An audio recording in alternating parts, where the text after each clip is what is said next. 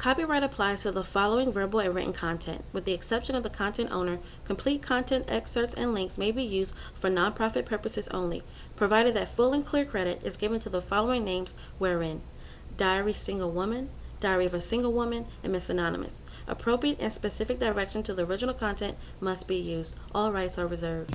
Hi, I'm Miss Anonymous with Diary of a Single Woman. I hope that you have been enjoying my true erotic stories from my diary. Yes, I do have a lot more true stories to share with you.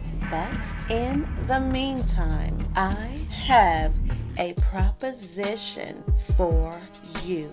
Yes, a proposition. I want you to take a journey with me.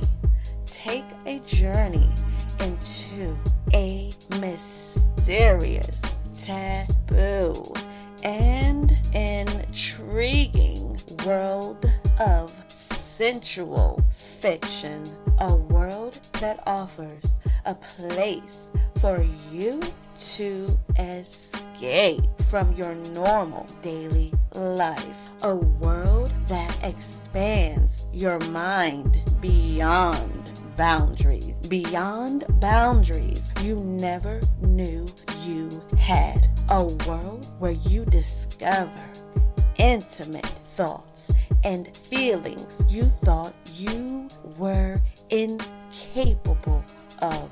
A place where you can indulge in nail-biting stories. Oh yeah, this is going to be so damn good. I'm writing this lustful, adventurous novel just for you. I've named this series as a tribute to the breathtaking trilogy that had us all glued to our books and movie screens.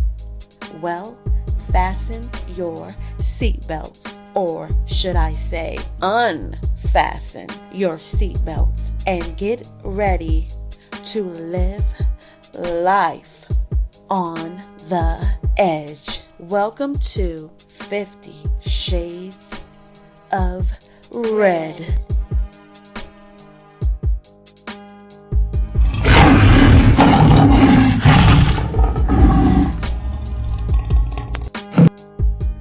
Chapter 12, Part 1. I grabbed the towel from the towel rack and began to dry my body off. I feel like an ant in this bathroom. The walls are spread far apart. The pillars make the place look even larger. As my bath water escapes down the drain, I tilt my head upwards, astonished at how high the ceiling is. Everything down here seems to be on a large scale. I wonder, how far down beneath the ground am I? This is a little further than a basement. The elevator ride sort of gave me a clue. I feel like I'm far away from the main level of Ethan's house. Well, mansion. Well, I don't know what to call this. I walk out of the bathroom and into the hallway, my wet feet plopping up and down on the cool stone floor, making my way back into the main area. Who in the world would even think of having something like this built in their home? This place reminds me of a museum with ancient paintings, statues, and artifacts. Oddly enough, the large canopy bed is placed in the middle of the room. This doesn't even look like a bedroom. This is just really odd. I go over to the walk-in closet and retrieve the black leather harness that Ethan told me to wear to dinner. Look at this thing. I twirl it around, causing the metal chain to rattle. This is so chauvinistic of Ethan, making me wear this skimpy outfit. What's up with the collar? All of this so he can be turned on? Who the hell goes to dinner in a collar with a chain attached to it? Who the hell would even put on a collar and a chain? Oh, wait. Oh, shit. This is payback. This is payback from the give control, take control game. When Ethan had to give control over to me. When I walked him like a dog. Oh no, no way, no way. It's Ethan going to do this to me. I stare at the outfit in my hand. Contract or no contract, I'm not putting this collar and chain on so Ethan can walk me like a dog. He's lucky I'm going to even put this harness on. I remove the harness from the hanger and leave the collar and chain, placing it back onto the clothes rack. Okay, he said no panties, no bra, and no shoes. Fine. Let me try and get into this.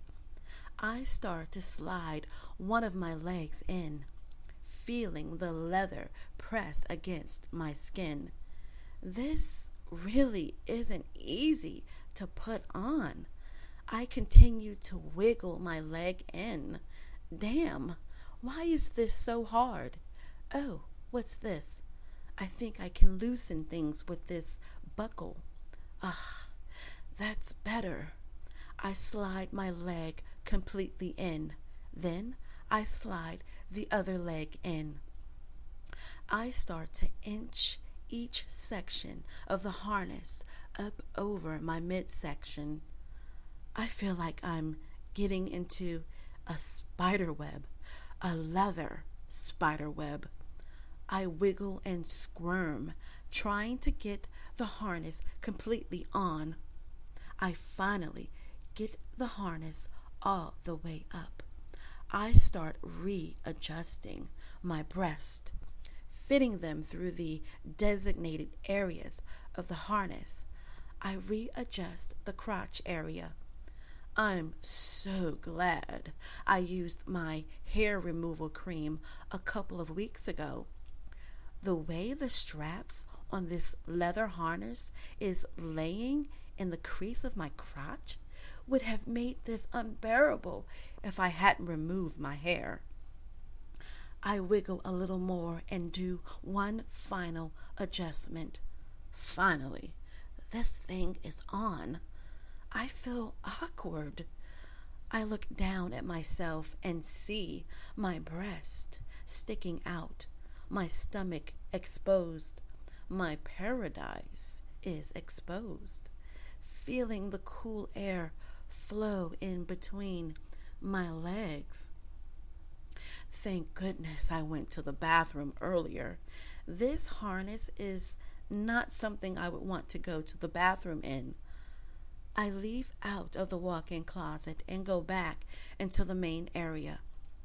I walk over to a floor mirror that takes up an entire corner. I stare at myself. This is so silly. Look at me. Look at what I'm in. I've never been in something like this before. I turn sideways. Who would wear this? This is some freaky stuff. I turn and get a glimpse of my backside in the mirror. This thing makes my butt cheeks look big. The way the straps are closely wrapped around my inner thighs, it's pushing everything up. I hear the wooden double doors unlocking. I quickly turn around. The doors open and Ethan walks through the iron bar gate and through the wooden doors. I stand there in front of the mirror. Ethan walks over to where I am and looks at me. I smile and say, "Are you happy now? Aren't you proud of me? I've put this on without twisting my ankles." I said jokingly, "Where is your collar and chain?" "It's hanging up in the closet. I'm not putting that on. Trust me, you should be happy that I even have this on," I said as I turn from side to show off how I look. Ethan picks me up off of the floor and carries me by my waist. My head lays over his shoulder and my feet dangle in the air. He walks over to an area on the wall. He puts me down, my foot almost slipping as I try to catch my bearing. "Put the back of your body against the wall," Ethan says, staring at me dead in my face. No emotion. He has no emotion on his face. I move my body backwards until I'm pressed against the wall. What is going on? What is he going to do? Ethan slides one of his legs in between mine, spreading my legs apart. He takes one of my arms, raises it up, and places it flat against the wall. Ethan opens a slot from the wall and pulls something out. I feel some type of metal go around my wrist. I look up and Ethan is fastening a metal band around my wrist and he locks it. I quickly take my other arm, moving it towards his chest. "Ethan, what are you doing?" He grabs my arm before I can press it against him. He raises it up against the wall. He opens another slot and fastens a metal band around my other wrist, locking the band in place. "This is going too far," I said as I tried to rotate my arms and wrist. He places his index finger against my lips and says, "Shh. Remember, you signed the contract. You accepted and signed the invitation. My house, my rules. Remember reading that in our agreement? Speaking of rules," Ethan removes his finger from my lips. "Do you remember this one? No talking back. You will not talk back. If I ask you what you think about something, then feel free to tell me. But if I tell you to do something, you do it and you don't talk back. It's a very simple thing for you to do. I told you to bathe yourself, put on your harness, attach your collar, and fasten your metal chain. My very first instructions to you, and you failed." Ethan tilts his head sideways. "I thought you wanted to make me happy. You want to make me happy, right?" "Yes." "You want to keep me happy, right?" Ethan places his thumb onto my chin and says, "Nod your head up and down and say, 'Yes, I want to keep you happy.'" "I want to keep you happy," I said while nodding my head up and down. "Good, because That's the first fundamental obedience skill I want you to learn. When I'm happy, you're happy.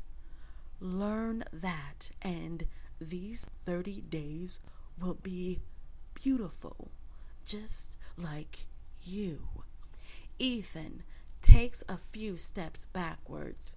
He slowly looks me up and down at my body pressed against the wall. My wrist chained. My legs are free, though. I could kick him. No, don't be stupid. That will only make things worse right now.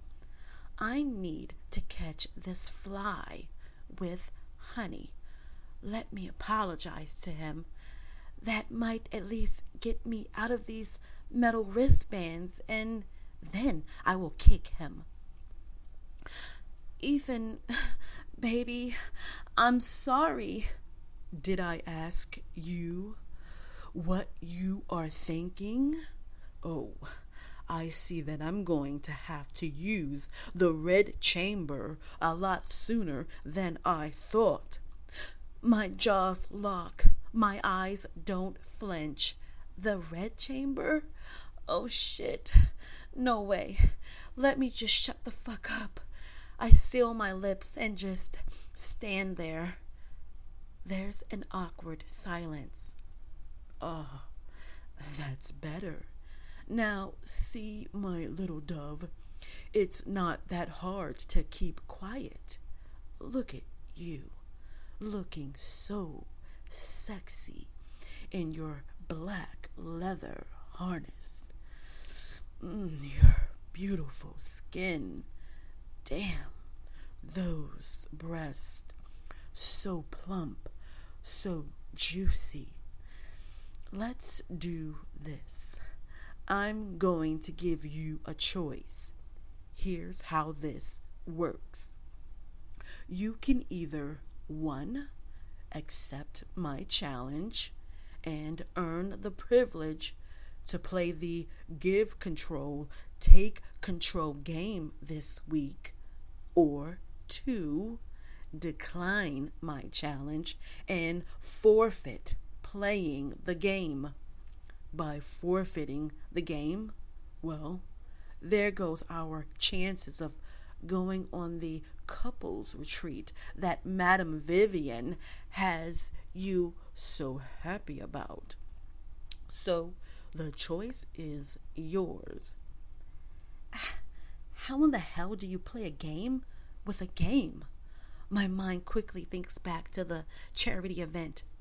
Madame Vivian secretly sharing information with me about Ethan, about how she is his designated counselor to help him with his control issues.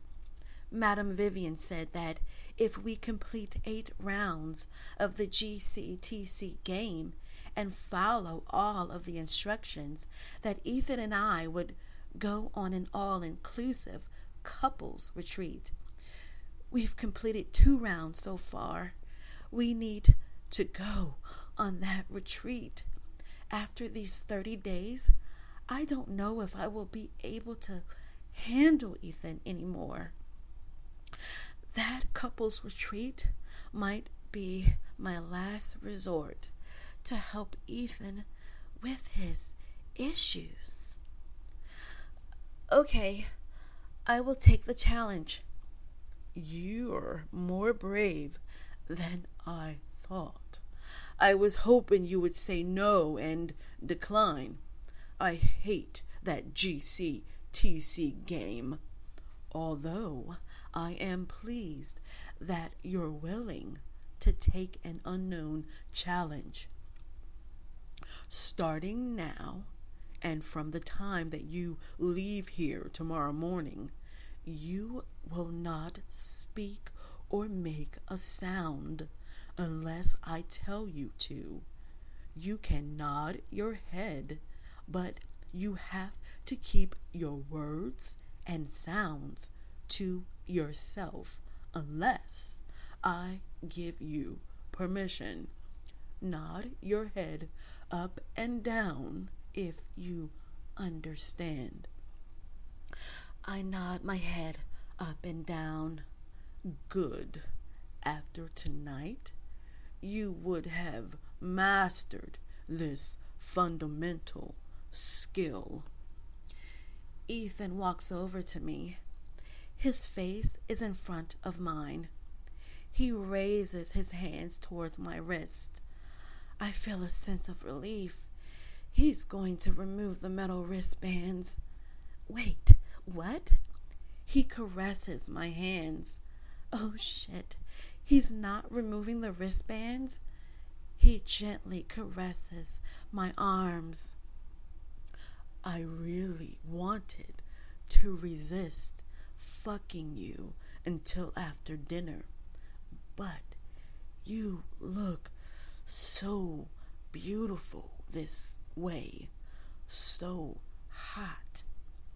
He places soft kisses up and down my arm.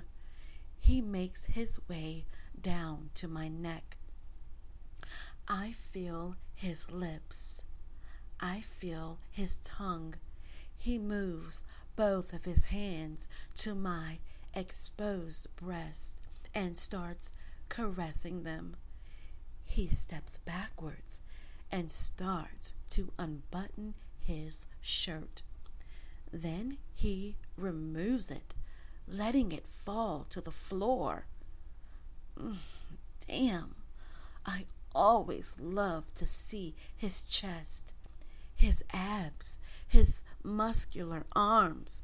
He unfastens his belt buckle, unbuttons his pants, pulls his zipper down, and slides his pants down and off. He then removes his socks and stands straight up, his dreamy gray eyes staring directly into mine. Oh shit, he looks so good standing there in his black briefs that outline his large, bulging dick, his smooth olive skin, his thighs and legs muscular and toned, his midnight black hair. I could play in his hair all night. He is so sexy, a sexy freaking maniac. My emotions are all over the place right now as I'm restrained against this wall, forced not to speak or make any sounds unless I'm told to. I know that this is a crazy and abnormal situation, but at the same time, I feel like fucking him. I feel like giving him all of me. Why do I feel this way? Ethan comes over to my lips and starts kissing them.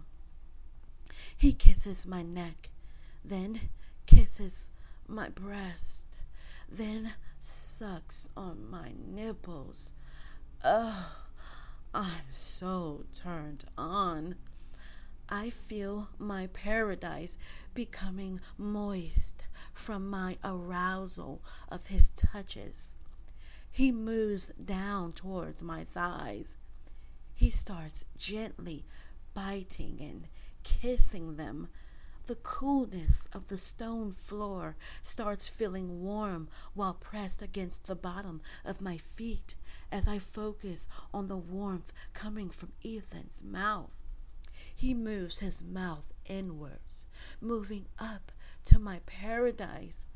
My arms are rotating as my wrists stay fastened in the metal bands.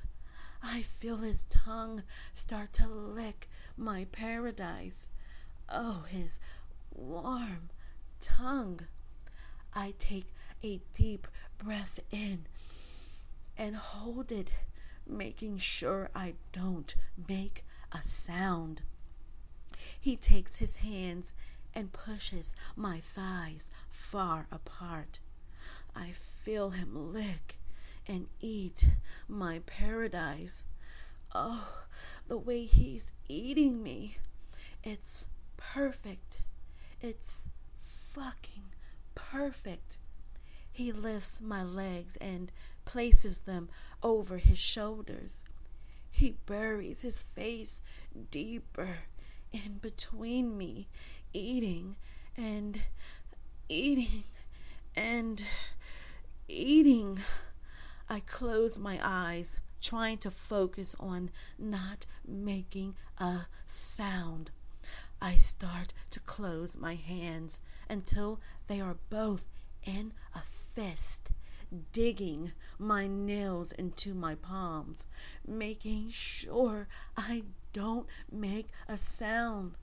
He gently flicks his tongue over my clitoris, then slightly sucks on it. My juices are everywhere. I feel my wetness cover his mouth as he eats and eats and eats. Ethan stands up. I open my eyes. My brain is in a fog from arousal. The large room with dim lighting starts coming back into focus as I stare at the statues and pillars. Ethan pulls down his briefs and removes them.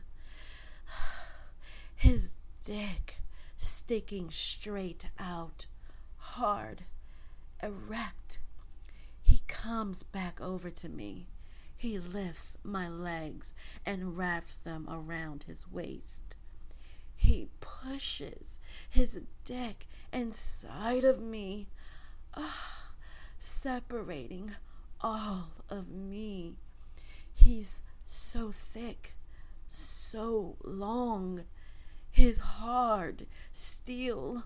I dig my nails deeper into my palms as I feel every inch of Ethan's strokes. He kisses me, his wet mouth on mine, my paradise juice smearing all over my lips and onto my cheeks. Ethan releases his lips from mine. He continues to thrust, my lower back bouncing back and forth against the wall, while my wrist and arms remained pinned. Ethan goes over to my left ear and says, "I hope you don't think that this challenge was going to be this easy." Ethan moves his hand down around my waist, readjusting my legs that are wrapped around him. He holds my thighs and starts fucking me hard, real hard. I hold my breath, trying not to make a sound. My face becomes tight as I take his hard, fast, deep thrust. My ass now slamming against the wall as he pounds me harder and harder. I close my eyes tight and take it. I take it. And I like it. I like being fucked like this. I hear our bodies smacking together as he pumps me faster and faster. My paradise begins to hurt, but I'm liking it. It's a pleasurable pain, an erotic type of pain, being pounded like this against the wall, unable to loosen my hands, restrained. Why am I liking this? I feel Ethan's steel start to grow larger inside of me. It hardens just a little more. He's going even faster. Oh shit. Don't make a sound. Hold it in. Keep holding it in. Suddenly, Ethan pulls out of me and steps backwards. My legs fall down to the floor in a weakened state. I look at Ethan as he tilts his head back while his hand grips his enlarged tip. A stream of white cream erupts out of him and pours onto the stone floor. Ethan doesn't make a sound. He just milks his tip until everything has escaped him. Ethan returns his head to the upright position and walks over to me. I'm still being careful not to talk, not to make a sound. He reaches up and unfastens the metal wristbands, allowing my arms to become free. Ouch, my wrists are sore.